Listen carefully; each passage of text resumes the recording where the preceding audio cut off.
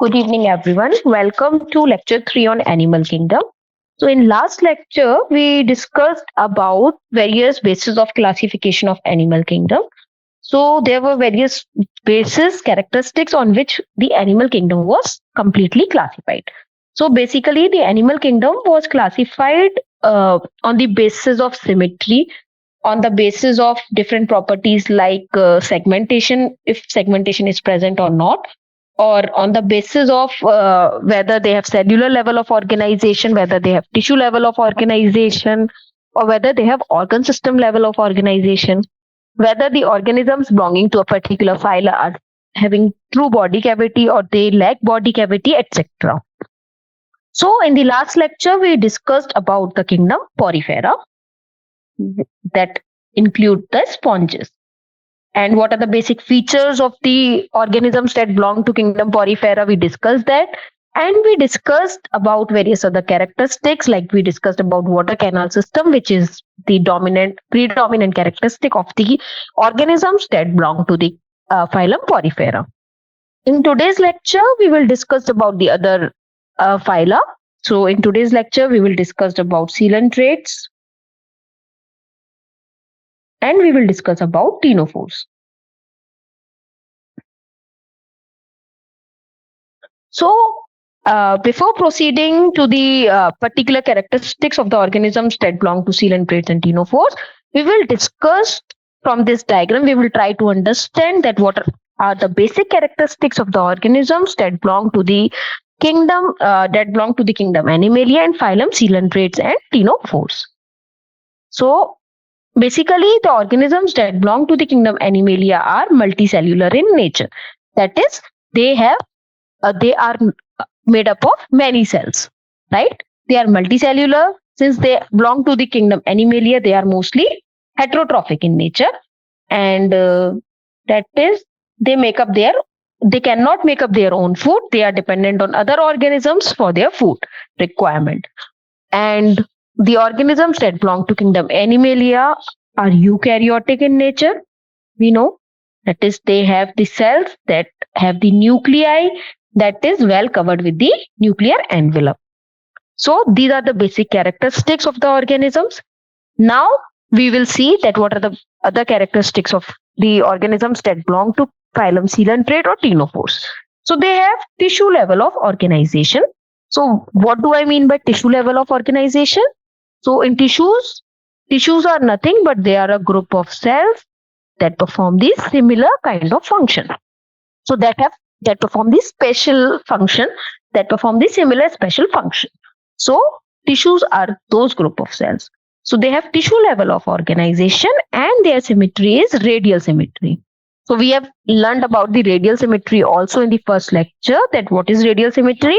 So radial symmetry involves the division of organism into two equal halves by any axis that passes through its center. So if this is any axis, we can get two equal halves, 1 and 2. If suppose this is any axis, we will get two equal halves. One is this half, one is this half. If suppose this is any axis that passes through the center of the organism, then we will get two equal halves. One is this and the other is this. So this is how, what do I mean by radial symmetry? That any axis that passes through the center of the organism will divide it into the two equal halves. So this is about the radial symmetry. So the organisms have the radial symmetry, and we also learned that what is the importance of radial symmetry in these organisms, because these organisms are mostly marine, right? They mostly live in water.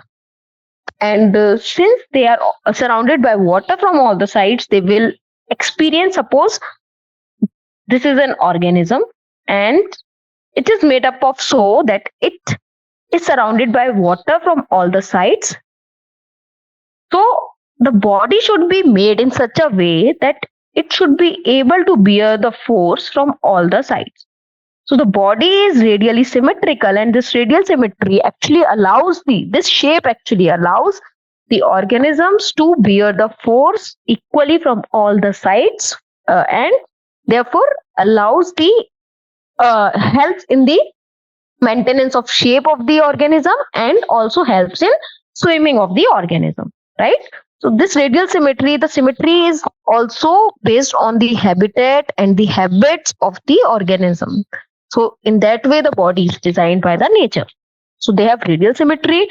Then these organisms are acoelomates. That is, acoelomates means they lack the body cavity. So the word A here represents the lack. That is, they lack the body cavity. So coelomates means they lack the body cavity. So coelom is the body cavity. Acoelomates are the ones that lacks the body cavity. So these organisms lack the body cavity. They do not have body cavity, and such organisms belong to the phylum Coelentrates, that are also known as cnidarians, or the phylum Ctenophore. So we will learn about Coelentrates and ctenophores today. But the basic characteristics of the organisms that belong to these phylums is that these organisms belong to the kingdom Animalia and are multicellular. They have tissue level of organization. They have radial symmetry. They are acoelomates and belong to phylum Coelentrates, which is also known as cnidarians and ctenophores. So we will first start with the phylum Coelentrates. So cnidarians, or also known as Coelentrates, are tubular or bell-shaped animals. So they may be tubular or they may be bell-shaped, like this. Right? They may be tubular organisms or they may be bell-shaped. That reside mainly in these shallow coastal waters. However, very few of them are fresh waters also, that reside in fresh water or in brackish water or in ocean forms. The term cnidaria, why they are named so? So why they are named so? Because they have a specialized cell, singing cells, which are known as cnidocytes. So these cnidocytes basically help the organism in the movement also. It helps the organism in anchoring also, in binding themselves to in helping them in attaching to the substrate. So the term cnidaria is derived. So this is important, that they have the cells cnidocytes, on the basis of which these organisms are named, right? So these organisms are named on the basis of the cells which are present, which is the cnidocytes. Each cnidocyte has a fluid-filled capsule, which is called as the nematocyst, right? So nema means thread and cystis means bladder. So they have so every cnidocyte, so suppose this is a cnidocyte, they have this shape of flagella-like shape that helps in the anchoring, and they have a fluid-filled capsule which is called as the nematocyte. So this is the fluid-filled capsule which is present inside the cnidocyte, that is known as the nematocyst. So nematocyst, as the name suggests, thread. Nema means thread and cystis means bladder. They contains a long, spirally coiled hollow thread. When the trigger of cnidocyte is touched, the nematocyst is discharged. Right? So this is helping in the defense mechanism also. So this is helping in catching the prey. This is helping in the defense mechanism. So these are very important. That nematocyst, which is present inside the cell, is helping in the defense mechanism also. So when the trigger of the cnidocyte is touched, nematocyst is discharged out of the nematocyst is discharged, and this thread basically traps the prey. So it helps in trapping the prey, helping in the defense mechanism. And others have the spines that penetrates and inject paralyzing toxins. So the organisms that belong to these phyla are toxic in nature. They release toxins in order to have their defense mechanism. So as basically, some may release the nematocyst that traps their prey. Others have these spines that penetrates into their prey and inject the paralyzing toxins, leading to the paralysis of the prey and therefore leading to the defense mechanism. So this is very important, that the body of the cnidarians have two forms and they have two layered sacs. So they have two layered sacs. So the body of a cnidarian is a two layered sac, which is made up of two layers. The outer tissue is a protective epidermis derived from the ectoderm. We know that the organisms that belong to these phyla, that is the coelentrates, have only two germinal layers, that is the ectoderm and the endoderm. Right? Mesoderm is absent in these organisms. Mesoderm is absent. Mesoderm is not present. They only have ectoderm and endoderm. So the ectoderm, so the protective epidermis, which is the outermost layer, outer tissue layer, is derived from the ectoderm of the ectoderm germinal layer. The inner tissue layer, which is derived from the endoderm, as the name itself suggests, ecto means outer, endo means inner. So the inner organs of the organism are derived from the endoderm, while the outer protective tissue is derived from the ectoderm, right? So the outer tissue layer is a protective epidermis, which is derived from the ectoderm, while the inner tissue layer is derived from the endoderm, and it secretes digestive juices into the internal cavity, which is the gastrovascular cavity. Fine. So this is the gastrovascular cavity. Gastro here means the stomach, vascular means the vessels. So this is the gastrovascular cavity, in which is the internal cavity in which the digestive juices are being secreted. Digestive juices are secreted that helps in the digestion of the food particles which are being trapped, and they are mostly carnivores, so they mostly trap the small animals. So it serves for the digestion of the food and circulation of nutrients. So as the name suggests, it is a gastrovascular cavity, right? So gastro, stomach, it is used for the digestion, and vascular means for the vessel here, right? So therefore it is helping in the circulation of the nutrients. The fluid-filled gastrovascular cavity also support as a hydrostatic skeleton. So since the body is not organized into organ system level of organization, therefore most of the functions are performed by the tissues only, right? And the gastrovascular cavity is playing the role in the digestion, in the circulation of nutrients, and beside that it also acts as a support for the organism and therefore act as a hydrostatic skeleton, right? So it acts as a hydrostatic skeleton, so called because it offers some resistance to the contraction of muscles but permits the flexibility. So basically it acts as a skeleton because some of it, just like a skeleton, it offers resistance to the contraction of the muscles, but it also permits some flexibility, therefore it is hydrostatic in nature. So that is why it is named hydrostatic. Why hydrostatic? Because it is not very rigid, but it offers some resistance to the contraction of muscles. Like some resistance is being offered to the contraction of muscles, but at the same time it also provides some flexibility. So therefore it is hydrostatic in nature. And the tissue layers, the two tissue layers, that is the outer tissue layer, which is made up of ectoderm, and the inner tissue layer, which is made up of endoderm. So this is the ectoderm and this is the endoderm, right? So the outer tissue layer, which is the ectoderm, and the inner tissue layer, which is the endoderm, is being separated by a middle layer, which is the mesoglia, right? So this is the mesoglia. The outer tissue layer is the ectoderm, the inner tissue layer is the endoderm, and the middle layer is the mesoglia, right? So although they do not have mesoderm, but the tissue layer that divides both the outer and inner tissue layer is separated by the space, which is the mesoglia. One of the very interesting feature about the cnidarians that we will learn in details is that they have two basic body forms, right? So they have two basic body forms. So the one is the polyp. One is the polyp, the other is the medusa. So the organisms that belong to the phylum Cnidaria, they have two basic forms. In some of them, there might be a one predominant form. One may be like they mostly spend their life cycle in one dominant form. But basically, in overall, most of the cnidarians, they have two basic body forms. The one is the polyp and the other is the medusa. The mouth of a polyp is directed upwards, while the mouth of a jellyfish or medusa is directed downwards.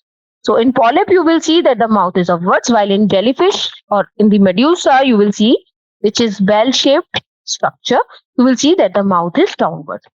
So the mouth of a polyp is directed upwards, while in the jellyfish or medusa, it is directed downwards. So the bell-shaped form is the medusa, has more mesoglea than a polyp. And the tentacles are concentrated on the margin of the bell. So the tentacles are present here on the margin of the bell. They have more mesoglea than the polyp, and they have more tentacles which are concentrated on the margin of the cell.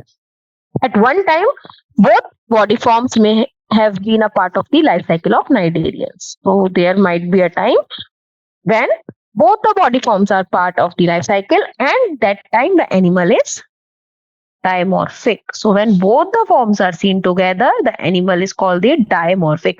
As the name suggests, di means two, morphic means two morphologies, right?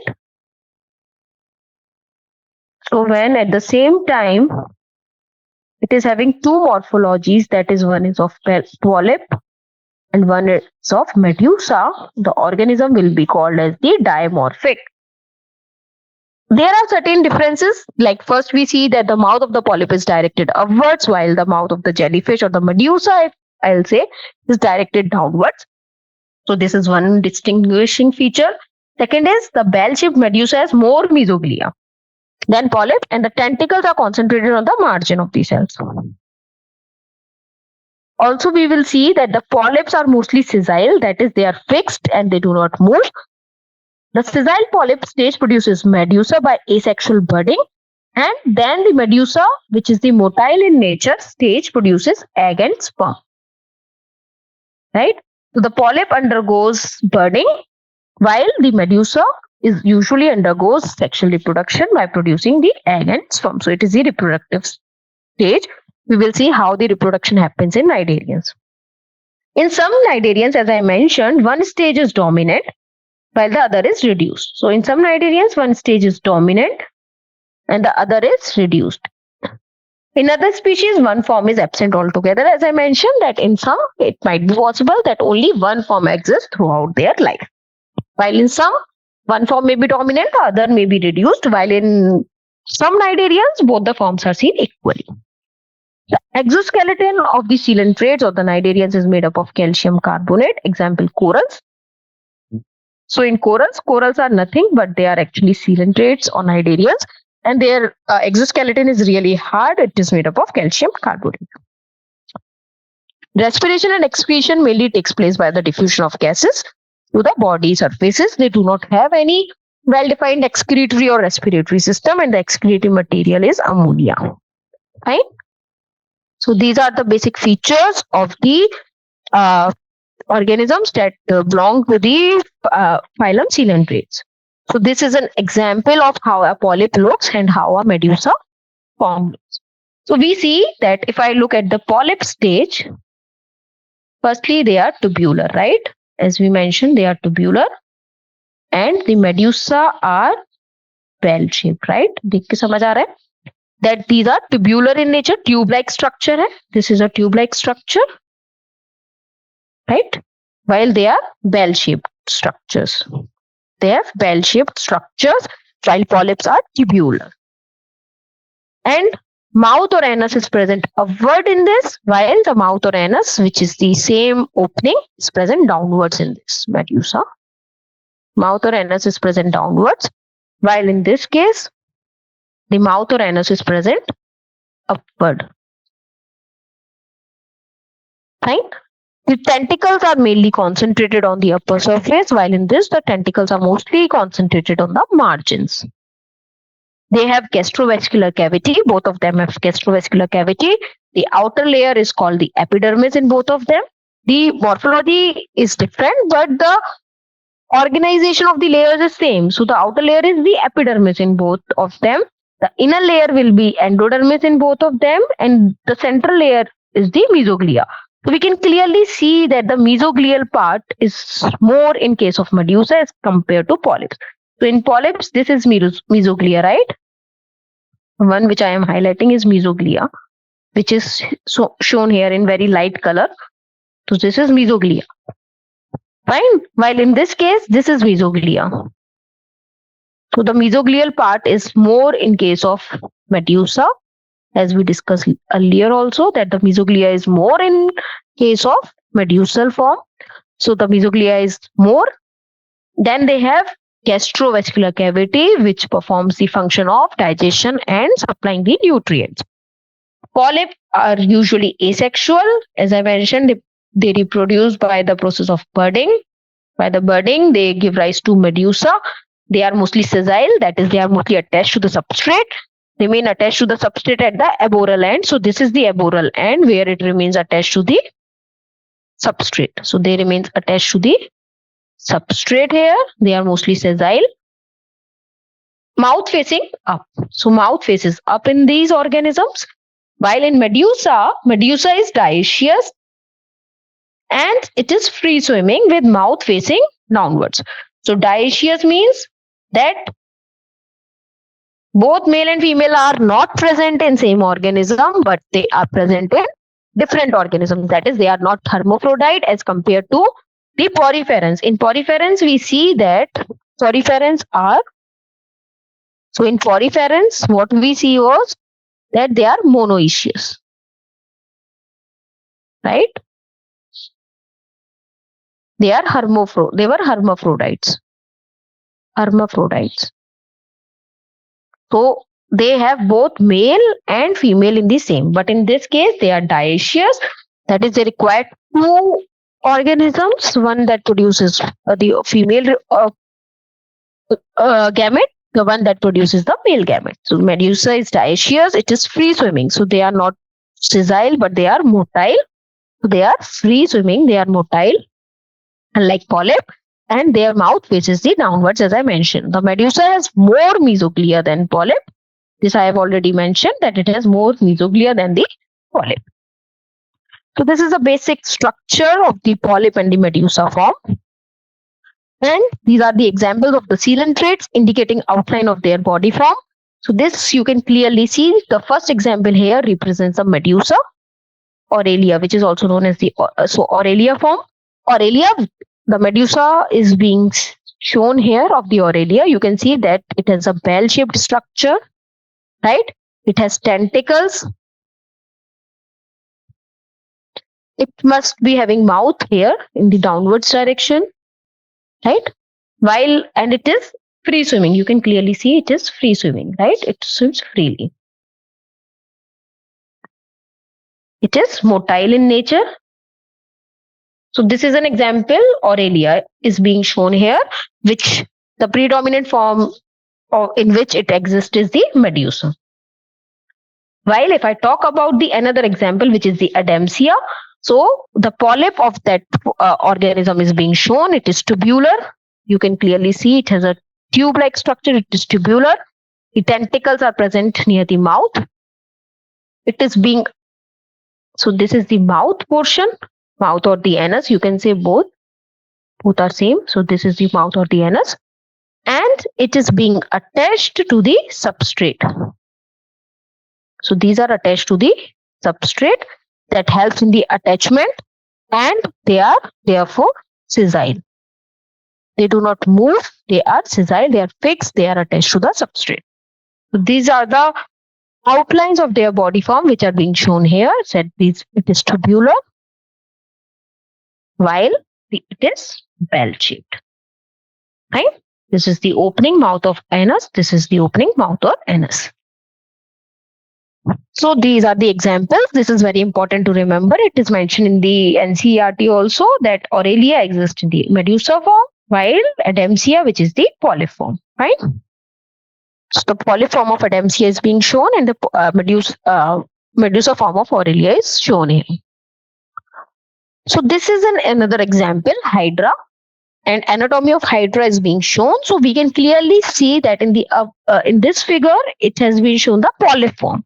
So the body of a Hydra is a small tubular polyp. We can clearly see in the figure also. By the term polyp, we can, by seeing the figure only, we can see whether it is a polyp form or the Medusa form, right? And since it is polyp, it obviously it will undergo asexual reproduction and it will form the new organism by the process of budding. So here you can see in this figure that the budding is, you can clearly see in this figure that the budding is shown. So the bud formation is being shown here. So these are the nerve nets. Nerve nets are the nervous system. So nervous system is present in the form of nerve nets. They have gastrovascular cavity. The upper part has the mouth or the anus, and these are the tentacles. Fine. It is being attached to the substrate at the aboral end. The body wall contains two tissue layers separated by mesoglea, and the cnidocytes are the cells that contains the nematocyst. So this we have already discussed about all the cnidarians. So this is similar for all the cnidarians, that the body cells are body wall consists of two tissue layers which is being separated by mesoglea, and the cnidocytes are the cells that contains the nematocyst. So the we can clearly see here the body wall is being shown, and the how the arrangement takes place here. So the mesoglea is the packing material that helps in the packing between the outer layer and the inner layer. Right? They have flagella. They have gastrovascular cavity that performs the function of digestion and supplies the nutrition. So these are the two tissue layers, outer layer and the inner layer, which is being separated by mesoglea, right? Then they have cnidocytes that contains the nematocyst. So if you will see the enlarged structure, if I zoom in this figure, so you can see that it is similar to what I draw. So they contains the nematocyst, and as and when the cnidocyte is triggered, this nematocyst came out of this cnidocyte cell, and it helps in attaching to the prey. So as and when this cnidocyte is triggered, this comes out and helps in catching the prey or releasing the toxins. They have sensory cells, they have gland cells, and their nervous system is known as the nerve net. Basically, they do not have well-defined nervous system. They have nerve nets that helps in the sensing the environment. This is the basic anatomy of Hydra, which is the polyform, which has a small tubular polyp structure, and it has two layers, as similar to all the cnidarians, which separated from each other with the help of which are, we can say, tightly packed with each other with the help of the packing material, which is the mesoglea. So this is the reproduction in the cnidarians. So we know that. So here we can see that this is the adult medusa. So they have mouth, they have feeding arms, they have reproductive organs, they have jelly. That is the mesoglea. So typically medusa is the sexually reproducing organ. So this is the adult medusa. It releases an egg. So basically medusa releases an egg that is fertilized by a free swimming sperm. So a free swimming sperm. So the fertilization is external. Unlike the poriferans, where the fertilization is in poriferans, we see that the fertilization is internal. The sperm is taken up with the water current inside the body, and is there the fertilization takes place. But in coelentrates, the egg is released outside and the fertilization is external. So the egg is being released outside, which is being fertilized by a free swimming sperm. So this is a fertilized egg which fertilizes into a zygote, and this zygote further developed into a blastula, which develops into the planula. So the planula is the larval stage, free swimming larval stage. So this is the larva. Planula. This is the larval stage, right? Which is the free swimming form.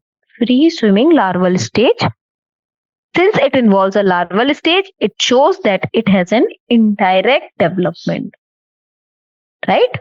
Since the larval stage is involved in the formation of the organism, that means it is an indirect development. Fine. So these terms are important because these terms will keep on coming throughout these biology lectures. Whenever you will learn about reproduction, whenever you will learn about the different cycles or developmental stages in different organisms. So once you will get acquainted with these terms will help you a lot there. So by indirect fertilization, we means that by indirect development, we means that they have larval stage, which this larval stage is completely different from their adult, right? So we can see that the planula is not similar to polyp or medusa. So the planula is the larval stage, which is an elongated free swimming larva that attaches to a substrate, and then its interior cell. So it is a free swimming larva which then gets attached to the substrate, and then its interior cells divide itself or split to form the gastrovascular cavity, eventually developing into a polyp. So eventually it develops into a polyp. So this is how the transformation from medusa to polyp is taking place. So the polyp then eventually develops into the polyp, which eventually buds, and upon budding, it produces additional polyps and medusa buds.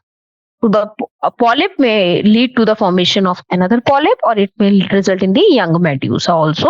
These young medusa then further develop into the adult medusa and leads to, and the same cycle continues. The medusa break free of the polyp and swims away because it is it is mobile, right? It can move. It is a free swimming stage. So this is how the reproduction takes place, and this is how the polyp to medusa transformation, or the vice versa, polyp to medusa transformation happens. Right?